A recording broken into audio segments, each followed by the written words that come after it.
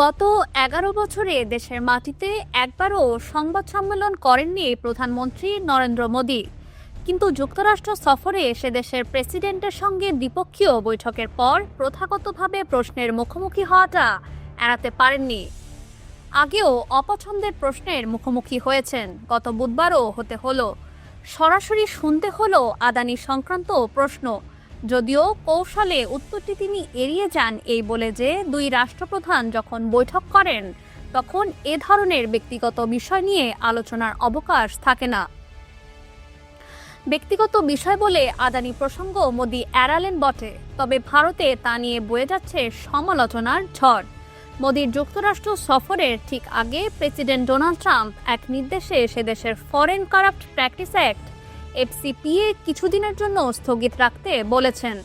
আমেরিকায় ব্যবসা বাণিজ্য করা কোনো সংস্থা বা ব্যক্তি বিদেশে ঘুষ দিয়ে বরাত পেলে এই আইনের আওতায় তা অপরাধ বলে গণ্য হয়। আদানির বিরুদ্ধে যুক্তরাষ্ট্রে যে মামলা হয়েছে তা এই আইনেই রুজু হয়। আদানির বিরুদ্ধে যুক্তরাষ্ট্রের ন্যায় বিচার দপ্তর ও সে দেশের শেয়ার বাজার নিয়ন্ত্রক সংস্থা আদালতে অভিযোগ করেছেন ভারতের সরকারি কর্তাদের $25 কোটি ঘুষ দিয়ে তারা সৌরবিদ্যুৎ বিক্রির বরাত পেয়েছে। ঘুষ দেওয়ার সেই তথ্য লুকিয়ে আদানি গোষ্ঠী যুক্তরাষ্ট্রের লগ্নিকারকদের কাছ থেকে বিপুল অর্থ সংগ্রহ করেছিলেন।